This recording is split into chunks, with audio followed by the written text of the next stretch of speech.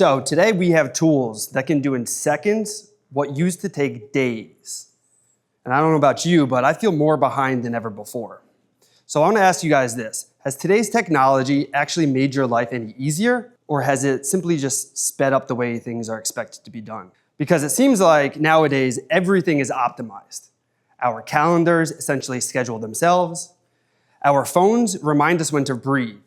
And our watches track everything from our sleep to our steps and even our stress. Sometimes I feel like my watch knows I'm anxious before I do.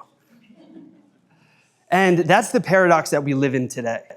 We've never had more tools designed to save us time, yet many of us feel so much behind and stressed from that. This obsession with speed reminds me of when I first got into personal development. I would pick up every book I could read, and a lot of the gurus said something very similar. They were all saying, if you want to have a successful life, then it starts with a successful morning. So I did what any ambitious entrepreneur or driven individual would do, is I started optimizing my morning routines. So I told myself, all right, I'll listen to the gurus and I'll do exactly what they told me. So I started getting up at 4 a.m., brush my teeth, meditate, gratitude journal, write my goals down, go for a walk, get a workout, stretch, get some sun, drink some water. I did everything that the gurus told me to do. And it worked, sort of. Because I optimized my morning routine so well that it became my morning and afternoon routine. So by 3 p.m., when I was finally ready to achieve some of the success that everything was setting me up for and energizing me, I was too exhausted. I felt like I needed to take a nap. But I listened to the gurus in all the books because they're the gurus for some reason, so I might as well listen to them. So I stuck with that routine for a couple of months. And after a few very productive months, I took a moment to reflect and measure in on some of the progress that I had been making. I realized that I wasn't actually getting anything important done.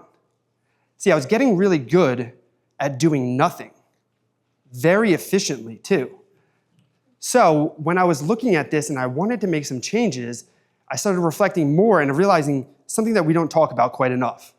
To me, back then, burnout seemed like a weakness, but I realized that it's not a weakness. It doesn't happen because people are weak or they're tired or they're lazy. Burnout happens to the disciplined individuals who can't stop or slow down to ask, where is this actually taking me? So in that reflection, I realized we get so excited nowadays to optimize every part of our lives. We try to optimize our schedules to fit in a couple extra sales calls before the end of the day, but then we wonder why our partner is upset that we can't make time to go to dinner. We get excited about new habits and tracking new routines like journaling and meditating and practicing all this great stuff, but then we stress about it when we miss a session or we forget to write it in our journal. And we forget why we started those habits in the first place. We also obsess over our sleep scores. Yet so many of us are still scrolling until seconds before we fall asleep at night. So to me, that doesn't sound like a workload problem. It doesn't sound like a motivation issue either. To me, it sounds like a clarity problem. And I realized through some more reflection that speed without direction just becomes a distraction. I should have seen it coming, though, this morning routine madness, because it wasn't my first bout of burnout. Back when I was finishing up grad school, I was starting my career as a coach, and I was super excited because everything was new, and it was my first taste of entrepreneurship, and I was hooked instantly. I remember sitting back thinking to myself, I was like, wait a second, I can essentially make as much money as I want to make, and all I have to do is just work a few extra hours, just push a little bit harder than the next person? I was like, geez, this is definitely it. This is easy for me. See, up to that point in time, I had built my entire identity based off of my work ethic. From sports to schoolwork, I took pride in being able to push a little bit further, grind a little bit harder than the next person. So I kept doing this, and I decided I was going to optimize a little bit more. I was going to look at what other people were doing. I noticed that typically people would work an 8-hour work shift. So I decided I was going to try to double that, make 15 hours the minimum. I also noticed that most people worked Monday through Friday, so that they could take off Saturday and Sunday before going back to work on Monday. But to me, that sounded like a waste of 2 perfectly good work days. So I decided I was gonna stick to that 15-hour minimum, 7 days a week, and I did that for about 3 years straight. Not a single day off. The paycheck started coming in, and it felt pretty sweet, but so did the cost, which didn't feel so good. I was physically weaker than I've ever been before. Long hours, terrible nutrition, essentially living on sunflower seeds and energy drinks. Mentally, I was exhausted, every day battling and struggling to stick to the boundaries that I would try to set, but I'd only fail. I lost a lot of good relationships, broke up relationships, friends stopped calling, and I skipped every event and celebration I had booked in my calendar. But thankfully, I have my dad. My dad would call me at least once a week. Of course, I was too busy to ever answer, but I could count on him to leave me voicemails. He'd start off by asking me how I'm doing, say, I hope you're not working too hard. He'd fill me in on what his brothers and his friends were doing, all the silly antics, keep me up to date on what the drama in his neighborhood was. And he'd never forget to let me know what time the Eagles were playing on Sunday in his Philadelphia accent. So it was always put a smile on my face. His voicemails were a way of him staying connected. Those voicemails were a way of him showing that he was thinking of me. But one day, I got a different message. It wasn't warm like the others. It was just, hey, Rob, I've got something important to talk to you about. Give me a call back, okay? Love you. He wanted to tell me that he was diagnosed with stage 4 pancreatic cancer. And when he told me that, I told him I was going to make more time. But I didn't. I kept working, kept grinding, kept optimizing, kept telling myself that there would be more time. But there wasn't. And I wish I knew what I know now, because at the time I was blind to my emotions and blind to what mattered most.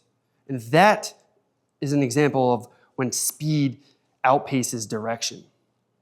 I wish I knew lessons that would take me 10 years to learn. And of all places, that lesson came to me on a rugby pitch. It was a hot Saturday afternoon. I'm standing on the sideline, reminiscing about the good old college days, thinking back on how strong college Rob was, how fast he was.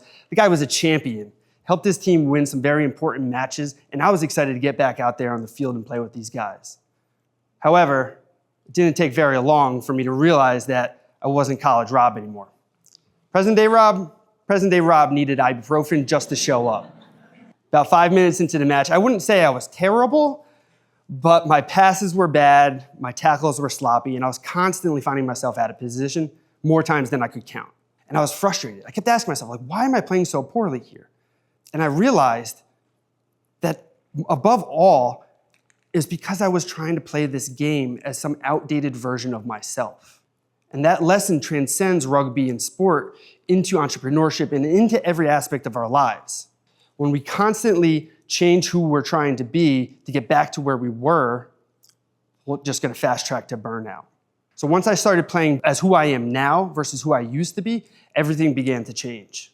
I started positioning myself a little bit better, making better plays, and ultimately as a team, we won the match. And thankfully, I got to bring home Man of the Match 2 honors. So that was awesome for me to get through. And the lesson here of always trying to chase this outdated version of ourselves is what needs to change with speed. Clarity is the key. Letting clarity be your compass. Not better systems, not better schedules, not better habits, not to optimize more, but direction. And we gain that direction through clarity by asking ourselves certain questions. What is most important to me now? Where is this actually bringing me? And am I growing into a newer version of myself or simply just growing tired? These are the questions that I ask myself on a much more frequent basis. But these are the questions that I wish I had asked myself before July 25th, 2017. It was a quiet, very comfortable morning, which was crazy because the night before it had poured raining so bad. But that morning, I sat in a hospice room and the light shined in, so comfortable and so warm, so peaceful. It reminded me of taking a fresh towel out of a dryer. It was comforting. But suddenly everything stopped. I looked up and locked eyes with my father for what would be his final breath. And in that moment, no words were exchanged, but in that glance, there was a message. It was a message that I had heard many times before. He told me to take care of myself, don't work so hard, and be good for your sister. See, I heard it so many times, but I just chose not to live the lesson that it was meant to deliver. We live in this world today where we reward speed. We try to optimize as quickly as we can, and we are told that the answer to burnout is better self-help, better habits, and to optimize harder. But I don't believe that optimization is the key here. I think the key is to ask ourselves the question that we're too busy to ask. Where are we going with this? Because through that direction, we can pause. So before you move on and optimize your next routine, and before we move on and grind a little bit harder, push a little bit further, step back and pause for a second. Because when direction is clear, speed stops becoming a distraction and starts becoming momentum. Thank you.